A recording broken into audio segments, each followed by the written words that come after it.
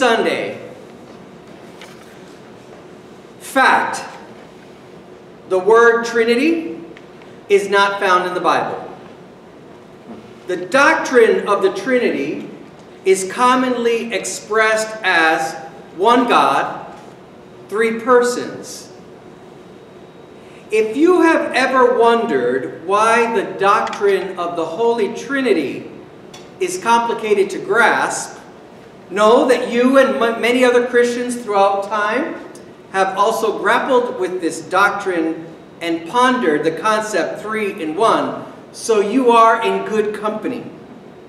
We are talking about God. We're not talking about our next door neighbor. So we grapple. Fact: the three persons of the Holy Trinity are referred to in John's Gospel from the Sunday right after Easter through today, Trinity Sunday. And it is in John's Gospel that the foundations of the Trinity are most widely written about in the Bible, in the New Testament, and where the interrelationship between the persons of God, Father, Son, and Holy Spirit are given. That interrelationship between the three. Fact: there are Christian traditions that do not uphold the doctrine of the Holy Trinity, such as Jehovah's Witnesses, Mormonism, and Unitarianism. Trivia. Gotta lighten this one up. I have an aunt whose name is Trinity. In Spanish, Trinidad. In Spanish language, Trinity, or Trinidad, is a name without a gender, which, in other words, there are men and women that are named Trinidad. Interestingly enough, my aunt claims to have a biblical name. There were early religious writers by the end of the 1st century who hinted at Trinitarian monotheism, the one God, but the clearest expression of this doctrine was expressed by the Latin theologian Tertullian, who wrote in the early 3rd century.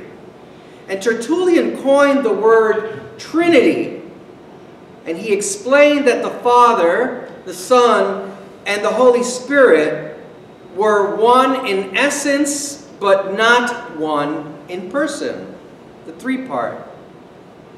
And it wasn't until the Council of Nicaea, 4th century, that the movers and the shakers of Christianity officially defined that interrelationship of the three persons of God from which we have the Nicene Creed. I find it challenging to explain God, 3 in 1. I typically conclude my awkward attempt of an explanation by saying that it is a holy mystery which one accepts by faith. I'm not yet sure how to explain it differently, but I'm working on that.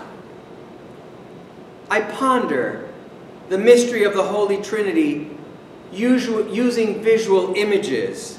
I used one with the kids at Sunday school. But the one that I really like is this one. It's a circle with the triangle in the middle. We see that in different forms. Sometimes instead of a triangle, it's 3 sort of oblong shapes within a other type of triangle. People have stylized it. I feel that I can work best with this image because it breaks down the hierarchical structure or nature of my Western-trained mind, where the Creator, Redeemer, and Sustainer, God, are part of the same continuum. I like a circle. Why? Well, what it does for me probably comes from the influences that I have.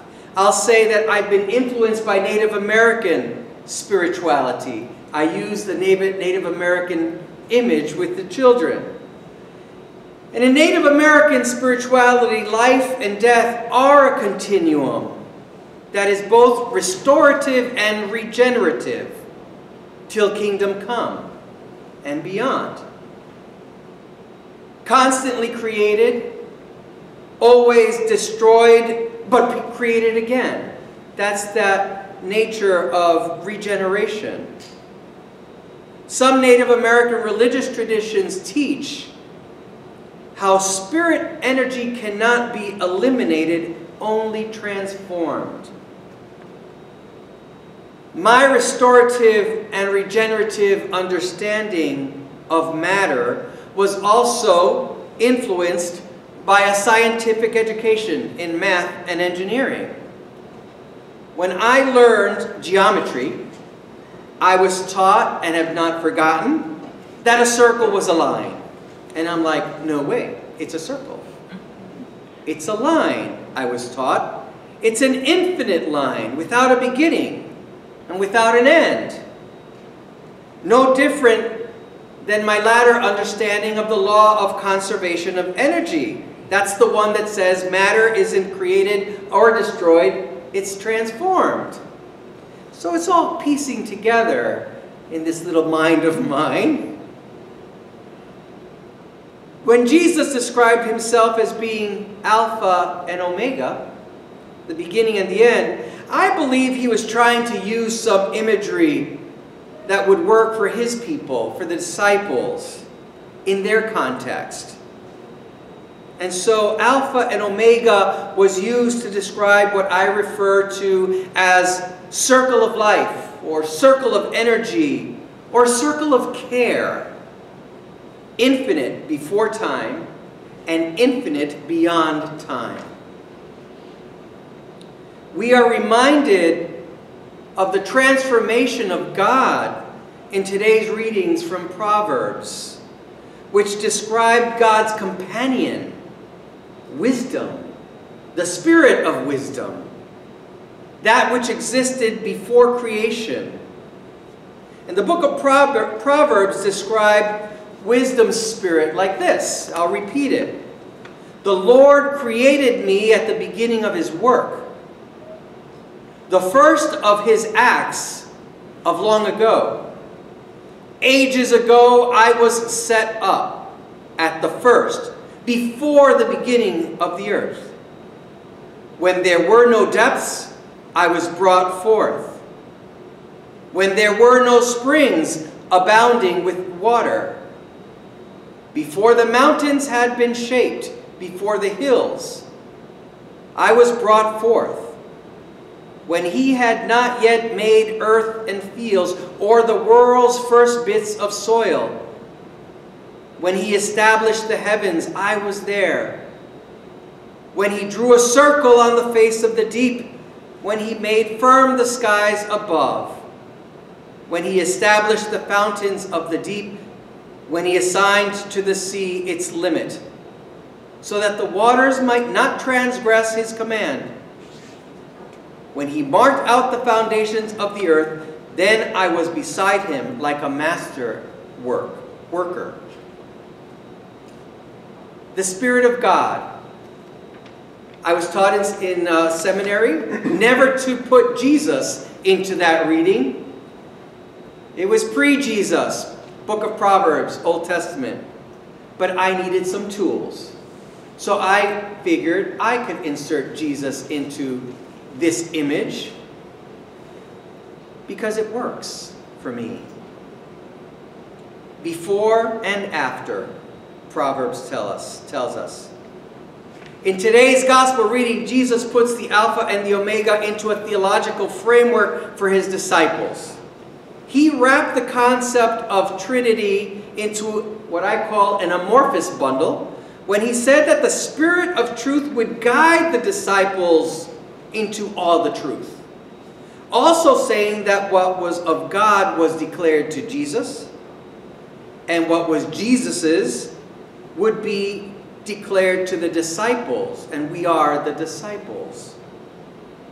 That was Jesus' attempt to teach them faith in the Spirit of God, which would be with them forever. Or in other words, It's a mystery. So have faith, for it will appear. One way I've learned to internalize the doctrine of the Trinity so far has been by living a life of faith and doing faithful actions in community. Because Jesus taught that by faith and with faith we act. We can do things in life, sometimes tripping, sometimes falling short, but with faith that with God's help and the help of other people, we are lifted up again.